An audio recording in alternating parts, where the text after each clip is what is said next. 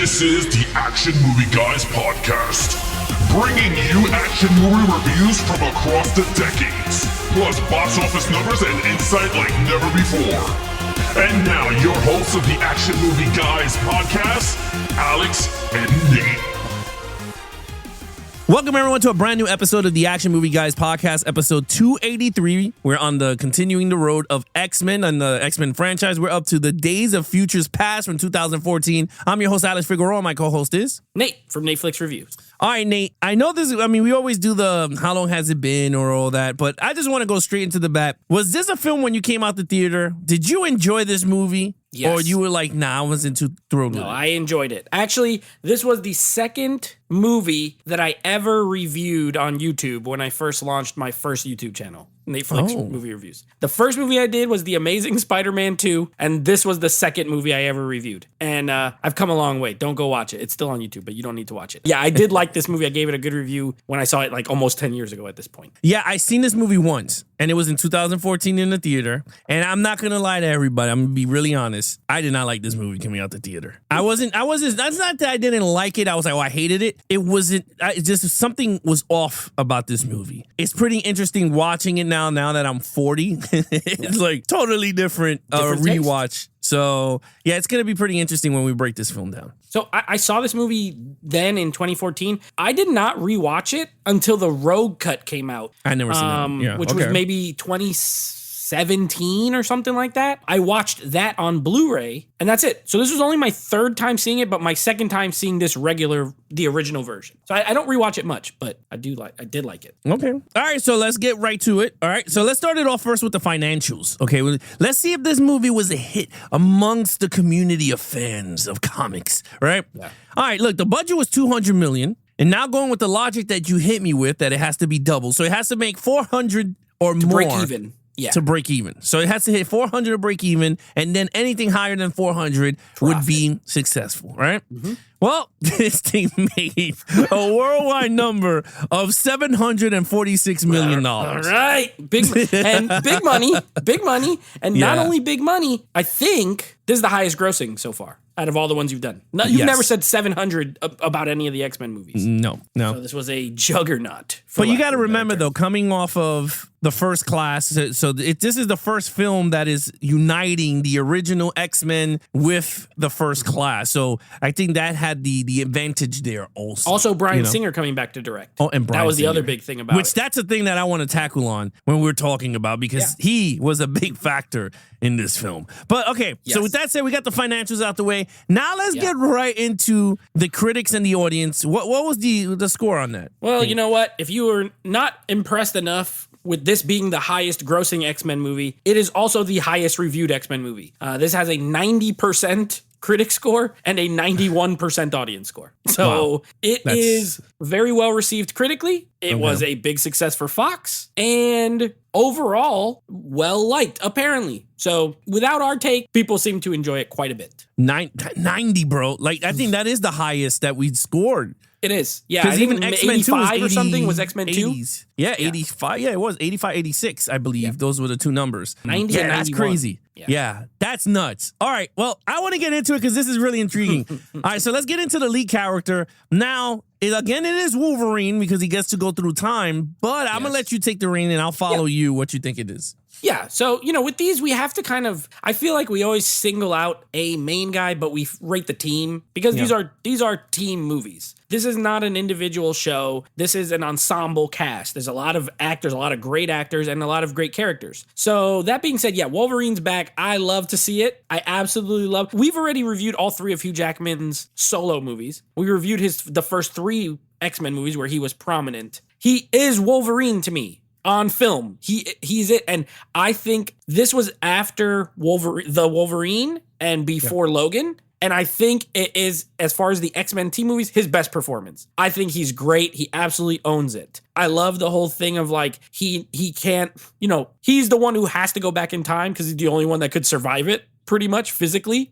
So he doesn't even he's reluctant. He's like, ugh. And even when he's back there, he's like, listen, I don't know what to tell you, but you need to help me, but I don't really, I love that about him. He's not He's a little unsure about certain things. That's how you develop a character, right? He's obviously a physical beast. He can fight, he can kill, and he is tough. But when you add in that layer of like, I don't know if I'm going to be able to accomplish this mission. And then the scene where like he starts getting the memory and he starts freaking out and it causes everything to go to hell. Loved it. Now, that being said, rating the ensemble, they're still.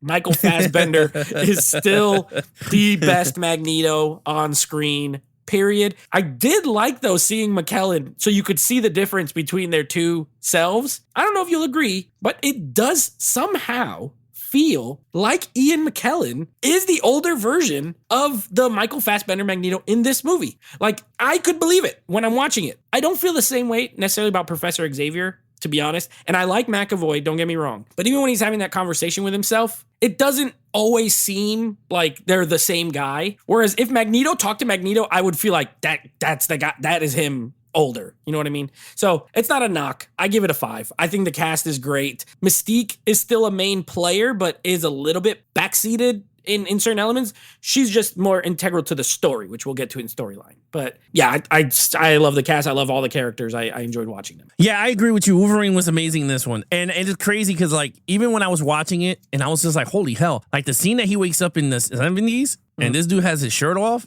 Oh, shredded. Like, yo, do this. Lettuce, bro. Like, yeah, I thought I could clean my shirt off this dude's abs because this dude, he was ripped. And I was like, wow, that dude is a beast. Yeah. Now, when it comes to the ensemble, I got to say, for two decade type characters, I mean, even actors come together to form this movie, it is fantastic. I don't know. I never seen a movie that the older meets the younger. And I do agree with you on it in terms of Magneto. I think with Ian McShane and Michael Fassbender, what I liked about those characters is that Michael Fassbender was dressing up like Ian McKellen's with the crooked hat, with the same tuxedo. Like he had the same, like, I love that they did that. Like you go, okay, this is that Magneto. So like people don't complain going, oh, this is a different version of him. It's like, no. This is this guy in a younger version. I loved it. The only thing with Professor X, and I do agree with you, is the fact that they made him into a party animal in the beginning. Yeah. Like they had to change the mannerisms of him because it was like, then it would have been too much the same. Like I liked it. Magneto went too evil. I mean, he went way eviler. I mean, he was more evil in this one than any other the films. I mean, to be like really honest with you, he went bad guy. Yeah, he went full-fledged. Like in this one, he was like, wait a minute, this dude came from the future. Like I'm gonna fuck shit up. Like I'm gonna make it even worse. But it was cool. I love Beast. And he looks way better in this one. He looked 100 times better. Yeah. I love that him and the Beast from the older were the same. Because I love he's like, don't get this the hard way, furball. But me and you could be best friends. And he punched him in the face. Yeah. I love that. I love that. He was like, Beast. I love that scene. That scene was like, it made me laugh because I was like, that was so cool. He was just like, man, and then he punched him. And then you saw him in the hallway when he woke up. And he was all giddy. And it reminded me of the younger version because he was so happy to be there. So I was like, okay, that's cool. Storm looked 100 times better in this movie than any other films. Older. I agree. She did look way better. Way better. I mean, again, I wanted her with the long hair, but the short hair looked perfect on Halle Berry. I said, great. But they didn't get her in the future. They showed her a little bit, but in a corner, like nothing else. But a cameo. Yeah. I think everybody did their due diligence. I thought it was cool. The Jean Grey Scott thing, I was just a little, okay, they brought him back because of the whole debacle of part 3. Sounds like it is what it is. Yeah. But Cyclops looked kind of good with the new visor, though. The cool Oakley shades. On, bro. Those joints are I like these. He got the Bret Hart glasses from the 80s. He did. It looked really cool. Cyclops looked really cool. I was actually, it's funny. I don't know if you agree, though. When they showed him back in the school and you saw them all there, being the X-Men that we all know, I was kind of giddy. I was like, okay, now let's start the movie now. Like, let's get to the adventure part. But we know what happens. But I agree. In terms of main characters and everything, I liked it a lot. And Quicksilver, we didn't even talk about him. Quicksilver is actually really cool in this movie. I'm not too big with the Quicksilver because he reminds me of the Flash. But honestly, honestly, I think they did a great job with his speed running around and everything. I'll let you tackle that because I know you didn't tackle on Quicksilver. Yeah, I thought Evan Peters was a good choice for the character. He's the young, he talks fast, he's got that sort of personality for it. I agree. I thought he's not in it much, but he's in it the exact right amount, the perfect amount of that character. And I love that they hint, because in the comics, of course, Magneto is his father, and I love that they hint at it, but they don't explicitly say it. It's like, someone could control metal. My mom knew somebody like that one time. And then he says that, and later, remember, Magneto's looking at the TV, and he's like, oh, shoot, this kid looks familiar to me. Like, he knows he might be the dad, too. I love that they did that. This was at the time when Marvel, Disney had the rights to their real names. Wanda and Pietro, whatever their names are, the twins. But they couldn't call them Scarlet Witch or Quicksilver, remember? So they just used their real names. Whereas here, Fox can use Quicksilver, but they could not use his real name. So they could not do everything they wanted to. But yeah, I thought Evan Peters was great. And his one scene, it was so well executed. The speed, I love the music, by the way, like Time in a Bottle, great song for that. It's not the song you would think of, but it works for the scene. He's like setting them all up, putting the bullets all around. And then when they just get that moment. The sauce, he tasted the sauce in the soup air. Or whatever, eats it, yeah. And then I love that last moment where in 1 second, everything just goes crazy, and that's what it was in real time. Great job. Yeah, I thought it was great. And the only thing that I knock is that he looked like Dr. Emmett Brown from Back to the Future. A little bit. He looked like the white long hair. He did. He looked like Dr. Emmett Brown. Anyway, other than that, look, I give it a 5. You give it a 5. Okay, main villain. Now, again, main villain could go either way. It could go Mystique, the government, or Peter Dinklage's character, which it is, or Magneto. Or Magneto. Okay. So I don't know what you want to go with. For the exact reason you just said, I gave the villain a 4.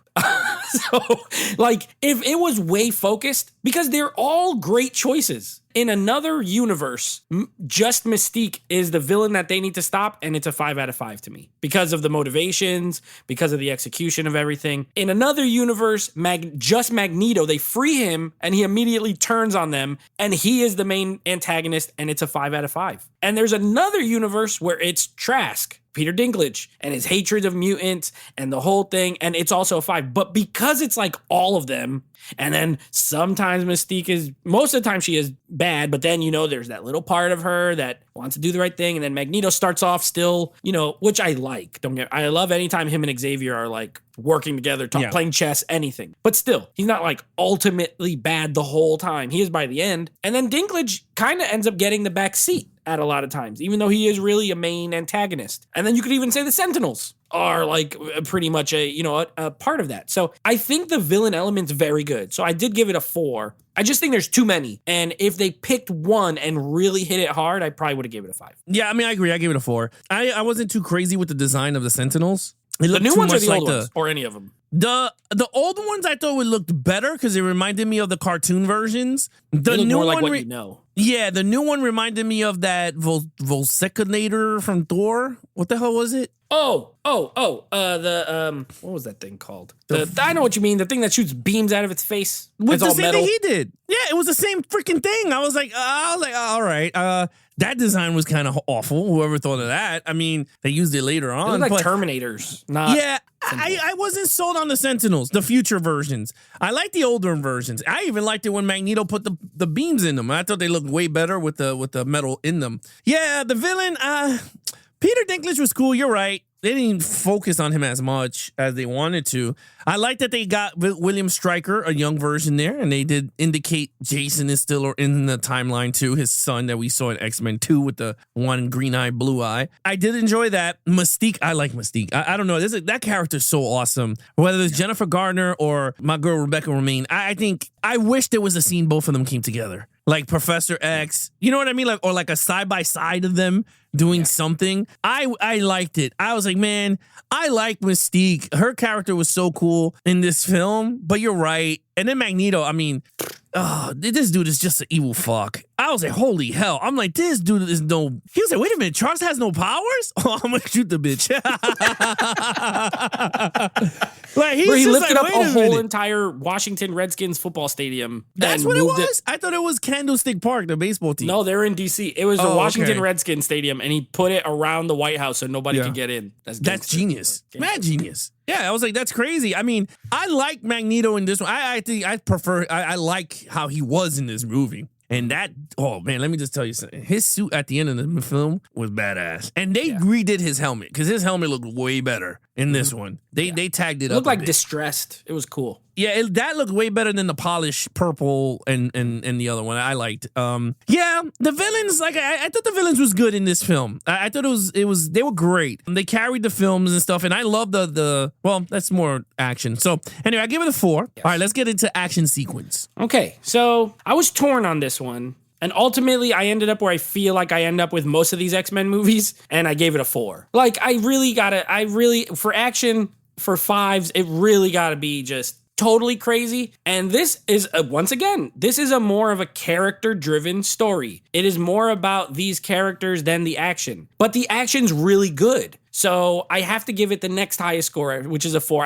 I love the opening scene of this movie, by the way. I agree with you that I don't like the design of the Sentinels, but I like their abilities, that they can use all these different. Yeah, like you could see Lady Deathstrike, the one part with the fingers, and they could turn into this one and that one, and you're like, oh, that's this one and that's this one. But I love the Iceman scene where he comes like swooping in on where he makes the like, it's almost like he's on a surfing. wave. Oh my, it's so sick. Like that is something that they should have been doing. Well, they never really got to do it in any of the other movies. It was so cool to see Iceman do Iceman stuff. You know what I mean? Now, sure, he died. He got his head popped off. But I'm just saying, before that, it was cool. I love that girl who makes the portals, like the way she uses it. Yeah. She was sick. Bishop is one of those characters that's like a fan favorite character. Like he's not the biggest name, but I thought he looked cool in this. I loved that he could absorb energy just like his real power. And then it goes into his gun and then he could shoot the gun. Like I thought they nailed that whole opening like action scene with the Sentinels. And then after that, you don't get action again for a while. You know what I mean? Minute. Yeah. Yeah. And then the action you do get, it's literally just Mystique doing like martial arts against people for a while until the end where you get Magneto and the Sentinels and all that. So this is not chock full of action. I can't give it a 5, but I do think the action here is great. It's well executed. Those hand-to-hand fights with Mystique, they are well done. So I gave it a 4. Yeah, I agree. I gave it a 4 too. I enjoyed it for what it was. Wolverine did not have much fighting in this one because he had no adamantium. So he can't that's do true. He nothing barely with did any fighting. He did nothing. And then you could see it even at the end when he got mad excited. He let go of the claws and he went, uh-oh. Because he just saw the bones and he's like, oh, I can't do nothing. He literally, he put it right. I remember because he put it right into the Gatling gun. He put it right in between and he couldn't do nothing and it slapped him all over the place. Yeah. So I was just like, oh man, Wolverine kind of sucks. And like in the movie, Wolverine Action-wise. is cool. Action-wise, he sucked. It was like they just took away his powers. It was just like, oh man. That was that. I did like the future where Magneto died and you got to see he walked to Professor X and you got to see him say goodbye. I thought that was really powerful there. I thought that was pretty cool. Storm, I thought was pretty cool in the battle scene. That dude, the Indian war, whatever his name was, and he could see them from distances. I thought that was cool. He was like, they're 10 His name like miles out. Warpath or something like that. Yeah, I think it was Warpath. Like he was a pretty cool character. The beginning was actually pretty cool. I did like the beginning much, but I just did not like the Sentinels. I was just like, oh man, I was like, this looked kind of weird. Kitty Pryde was cool, but wasn't her in the comic the one that does the whole thing? That she goes through time? Yes. So they did change. They changed certain things from the comic. Okay. It's like the essence of that storyline. And if you watch the animated series, it's a 2-parter in that one. So they got the essence, but they just changed what certain characters do. And that one has Cable. This one they couldn't use Cable, I don't think, or they didn't use Cable. So there's certain differences, but. All right. Yeah, no, the action was like, I agree with you. Iceman was kind of hot though. I thought it would have been better if he had no clothes on, like the he was just actual blue, Iceman. like blue ice. Yeah, blue ice. That's how he was in the comic. It was just straight blue, and I think he had shorts or something. But again, like a wrestler, like tights. Yeah, he looked like that. Yeah, and then the ice went over it. So like, if they had him full ice and he's coming around and spinning and doing all, I would have been going, okay, this is actually pretty cool. But yeah, I agree. The beginning, the middle, I mean, the fight in the office, I thought was again Mystique. I like her fight. I thought her fighting was way better than Rebecca Romijn. Oh yeah. But Jennifer Lawrence, you could see she was more, what's it called? Like flexible in terms of the fighting. Like when she had the dude with the leg up and she's like looking through the phone, I was like, oh, geez. I was like, damn. And then she slapped him around. Like, I like that whole scene. Professor X versus, the Magneto versus Beast. Magneto I thought that and was Beast? pretty cool. Yeah, I thought that was fun. really cool. Like, Beast got a little throwdown too. So I was like, that's pretty cool. I thought, how they screwed up that whole thing. But yeah, I thought that was cool. So anyway, I give it a 4. You gave it a 4. I want to see where you go with this storyline. Favorino, baby. This is the strength of this movie. I absolutely love the idea of this movie. Now, it is, it's not really time travel, that's what I like about it. It's not your traditional time travel movie because Kitty Pryde sends his consciousness of current time back into his old body. So it's not like where they come up with some concoction machine and shoot him back in time. And it's not that. He's never going to run into his young self. He just literally is back in his young self with his current mind.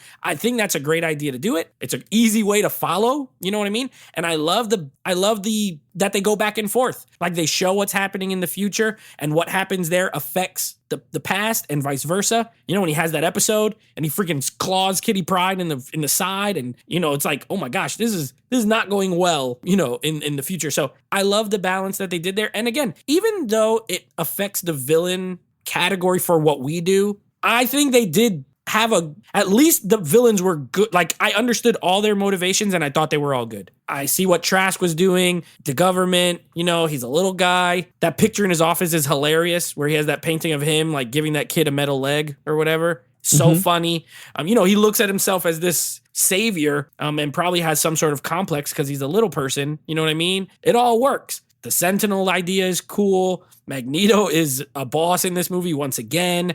I understand what Mystique is doing. So, I just really liked the one. I'm going to save it for overall because, no, I'll say it now. I still give it a 5. But the one thing I didn't like as far as the story goes is the fact that they killed off all the people from First Class and they just said she has the pictures of their dead bodies Azazel and that was Angel, Firefly? Angel, Banshee? Azazel. It was Banshee. Banshee's dead. Yeah, they're all dead. Scott's brother? No, he's alive. Remember, he's in the military. He was in the tent at the beginning. Okay. Havoc. Oh, okay. Havoc lived.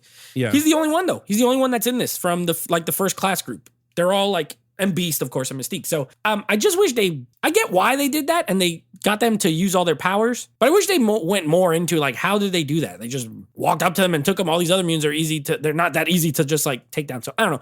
Minor gripe, still a 5 for me. Yeah, okay, so this is where I'm going to take a little dip here. Okay. This is where I had a problem with, and even watching it now, this is the problem that I had the original when I went to see it in the theater. Mm-hmm. And that was the story. This story had way too many subplots. Way too many. It was 3 or 4. Because you had Magneto's plot, you got Mystique's plot, you got, what's his name, Peter Dinklage's character's plot, right? Mm-hmm. So that's 3. And then I think that was pretty much it, right? In terms of the story. Yeah. And then William Stryker's, because he gets Wolverine at the end. Yeah. So it wasn't big. Mystique's character. Yeah. So it was 3. It was 3. And I think that's, to me, it was just throwing me off because it was just it was going from one to the other, back to one, back to the other. And it just kept flipping floppily back and forth. Mm-hmm. And I was just like, okay, this is way too much subplot for me. I enjoyed it for what it was. I did enjoy the story. I thought it was really good. I just thought it was way too much weaving in and out between everybody. And it's this guy had a motive, then she had a motive, then this dude had a motive. And it was okay, I kind of understand why Magneto's going to do what he's going to do, which he did warn him, but it was just to me, it was just all, it was just, I guess that's why I wasn't too crazy with it the first time. Sure. Which I'm going to give once I give my overall, it's going to be different from when I first saw it. But yeah, I did, like I said, the storyline was good. To me, it was just way too many subplots. So I gave it a 3. You gave it a 5, your overall. And by the way, the road cut, for anybody wondering, if you want to know sort of a main difference, when Kitty Pryde gets stabbed by Wolverine, Rogue is there with them. She comes in and touches takes Kitty Pryde's powers. It's part 3 didn't happen, pretty much. She absorbs Kitty Pryde's powers, and then she takes over as the one that's sending him back and all that kind of stuff. And then there's some other scenes with her in it. So why did they take it out? That sounds pretty fun. I agree. I don't know. Watch the Rogue cut. Maybe you'll like it better. It's only like 15 minutes longer, but that's like they edit her scenes back in. So she's like pretty much not in this movie at all until that last part where you see her. And in that version, she has more parts. I agree. I think they should have left it in. It would give her something to do because she didn't do much in those first 3 movies. She didn't do jack, bro. Exactly. Oh my God. Rogue is a very popular character who got nothing in these movies. So overall, I gave it a 4. It's not a 5 perfect movie, even though I think the story is like a perfect story. I do the execution is what changes it to a 4. You know what I mean? Like obviously, I didn't love that thing with them being killed. Also, I personally, I'm not super crazy about the end of the movie where they brought back like Jean Grey and Cyclops. And I get it. It reset the timeline. You know, they did that so that they could reset the timeline. So that way, I think they knew what movie they were going to make next. And we're like, look, if we reset this, anything we do with the younger cast from now on, we could do whatever we want because we don't have to stick to the original 3 movies. My issue was like First Class and this one barely stuck to those original 3 movies anyway, because Professor X was never friends with Mystique in those first 3 movies. They never mentioned it. And even in this movie, he's like, you know, we grew up together. Patrick Stewart, we were kids. He never said that ever in any of the other movies. Yeah. So I don't understand why they felt the need to totally bring back all those people when you weren't really that much beholden to them anyway. That's just me though. You know, it's like I don't love it. It's a happy ending. It's cool to see everybody. I would have preferred whoever died in those first 3 movies stayed dead. Like they didn't need Jean. They didn't need Cyclops. I liked Beast coming down. That's cool. He lived. Rogue still being there. Okay, cool. She's with Bobby. Yeah, I'm fine with all that. But I get why they did it. I just don't agree with it. So that being said, great cast, great acting, great story, real fun action. Visually, I love it. I love the beginning of this movie when they're in the future. It reminded me of Terminator Salvation a little bit when they're in those when those people are walking in those like purple laser things. And this, you could tell Bryan Singer was back because this movie's dark, just like the first 2. You know, like his movies have always been slightly darker than the other ones. Yeah. And this one got some dark stuff in it, and I love it. And a 4. I think it's a great film. Yeah, I agree. It's funny because if I would have did this when I first saw it, I think I would have gave it a 2 or a 3. Oh, okay. But I'm giving this a 4. I think this is a great film, and this is why. Bryan Singer. This damn franchise was missing Bryan Singer. Now, Matthew Vaughn did a great job with First Class. Agreed. I'm not even taking it away from him because he reimagined the X-Men franchise. So I'm going to give him a lot of kudos and props on that. But Bryan Singer coming back and doing what he did best for the second movie, the second movie to me is the best X-Men movie. And I love that he took that DNA and stapled it into this one. Because it felt like an X-Men movie.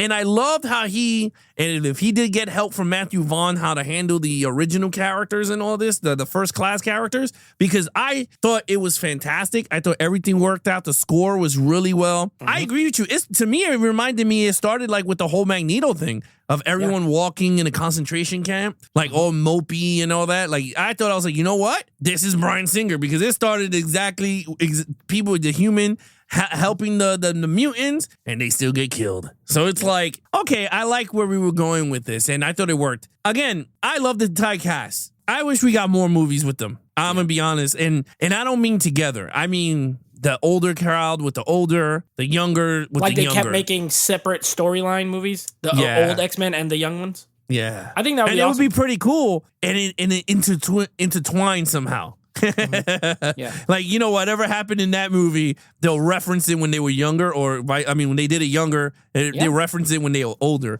Like, hey, remember when we did this and whatever? And then they could goof around. But yeah, I liked it. Overall, I thought it was pretty good. Yeah, I gave it a 4. I thought it was a great film.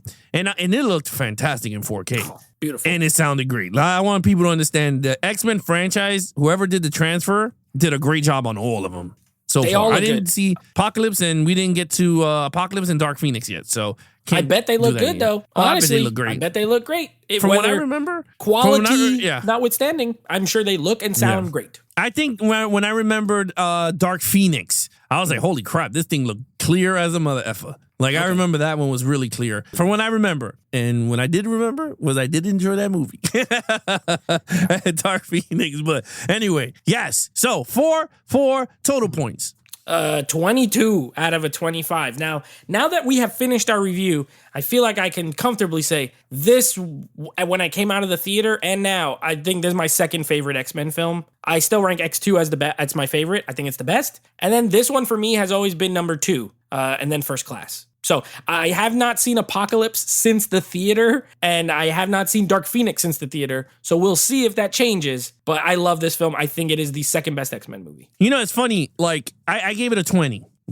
I gave it a 20, a solid 20. If I look at it from here down, I will say X-Men 2 will be my number 1. I gotta say X-Men First Class, my number 2. And then Days of Futures Past. Yeah. Because I don't know, the introduction of Michael Fassbender and James McAvoy as those characters, and that scene with all of them in the island, and him getting the bullet in the ass, I was like, come on, you can't take that. That's honestly a common debate. Back and forth, yeah. Yeah, which one is better, First Class or Days of Future Past? I think it's almost unanimous that 2 is the best. But I do know a few people who think this is the best. So, it just depends on who you ask. But it's really those 3 out of the 7 that are always at the top. You never hear anyone say, I love X-Men 1 the best. Even though it's good, it's just not something you hear. And well, I can see why this one, because this one has the younger guys with the older characters. And great direction. And great the score. Yeah, so, and again, if Wolverine had the adamantium, then that would be a different story.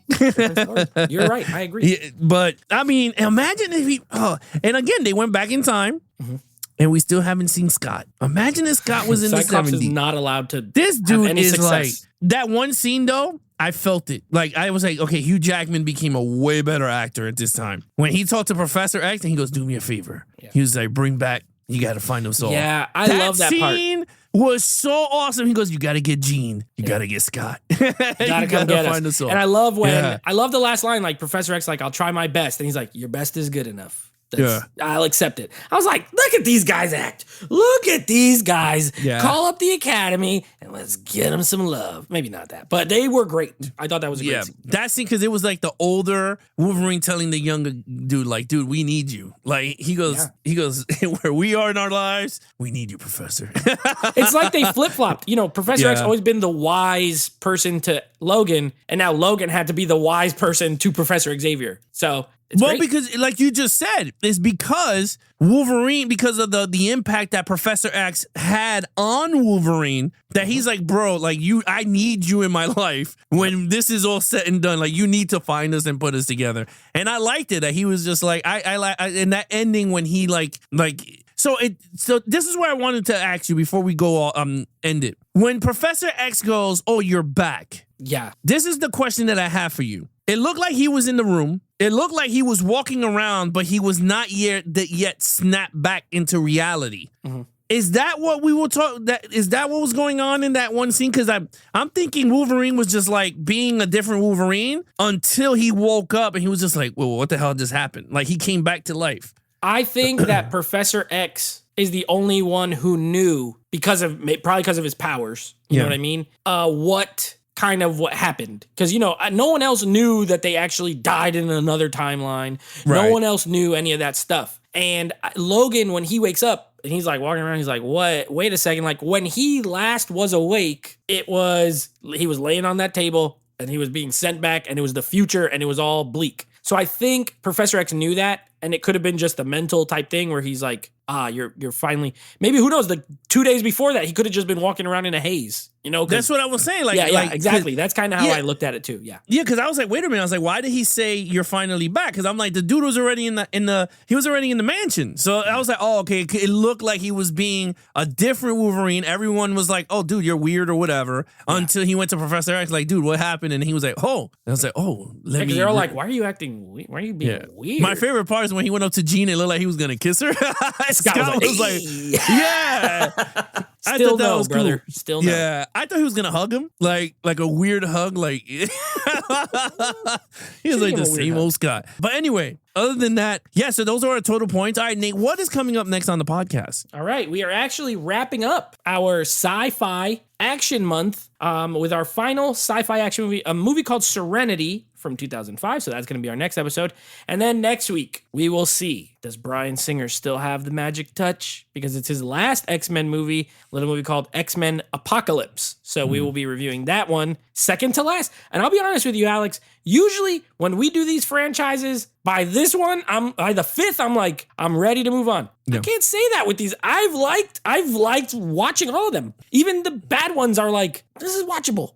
You know what I mean? Like, I don't feel fatigue of them. I was gonna hold it off for next episode just to see Apocalypse, to see where I was at in that mind frame. Yeah. But as of where we are right now, I mean, we're up to the fourth, right? Fifth. Yeah, we're up to the fifth in the franchise. I agree with you. I want more. Like, I was just like, wait, like, I'm not lying. Like, I literally was like, once Days of Future Past ended, I'm like, all right, are we gonna get more Magneto and James McAvoy and then the other, like... I'll tell you right now, when we were at the fifth Roger Moore Bond movie, we were already ready to be done with it. Out. We were like, this needs to stop. So, little different than our normal pace, where we're like, God, 5, this is too many. Not for X-Men, I don't think. Well, we did that with Pirates of the Caribbean. I was done. I was ready to be done. I was like, I am and finished. well, not saying it in a bad way. There wasn't as bad. It was just like it was ready to let go. Like, they're so long. Those movies were so long. Yes. These are like 2 hours. Yeah. They're all perfectly paced. They're all perfect time. And I almost put in Apocalypse right after, but then I remembered I'll forget. Well, I won't forget, but I don't want to wait a week. So I had to not put it in. But I was ready to go. I agree with you. I was at the tempted to put it on and go, okay, let's just go right to X-Men again. But I do agree. This is out of the franchises that we did in 2023, X-Men the least exhausting. That's the way to put it. And the most fun I had revisiting a franchise. Like, I agree. Pirates was fun, but for the first 2 films, and then Roger Moore was cool because I was seeing it you were seeing it for the first time, so I wanted to see your thing. Or Connery. And Connery, yeah. Once he got underwater, I was like, all right, I'm ready to. You were pretty much tapped out, but I think X-Men I can say for both was the most fun rewatch. And the most like, okay, we could continue going. The stamina's not done yet. All right, Nate, what is coming up on the podcast? All right, so coming up next week, of course, we got next episode, Serenity, wrapping up our sci-fi action movie month, and we're going to finish that. And then, of course, we have X-Men Apocalypse, Bryan Singer's final X-Men film. We'll see if he still got the Midas touch or if he does not. Or he touched it too much. Or he touched it too much. That's a good one. Does he still have the Midas touch, or did he touch it too much? It rhymes. It's pretty good. That's Goldmember. Yeah, we could put it on the box. We could just take song. it. That's the song from Goldmember with right. Beyonce. So she goes, he got the Midas touch, he touched it too much. He's Goldmember. Well, we'll just pretend like we came up with it. Yeah, we came up with it. Yeah, that's right. He touched it too much. Anyway, if you guys want to follow us on our social media accounts, please follow Nate over Instagram at NateFlix Reviews. Check out the podcast with him and his friends called NateFlix Movie Reviews. Anything action movie, guys, head over to Instagram at Geeks and Flicks, or head over to our official website at www.geeksandflicks.com, where we got the entire anthology of the Action Movie Guys podcast from number 1 all the way up to 280 plus episodes for you guys there. Other than that, I'm your host, Alex Figueroa, and my co-host is Nate from NateFlix Reviews. Be awesome to each other and geek out.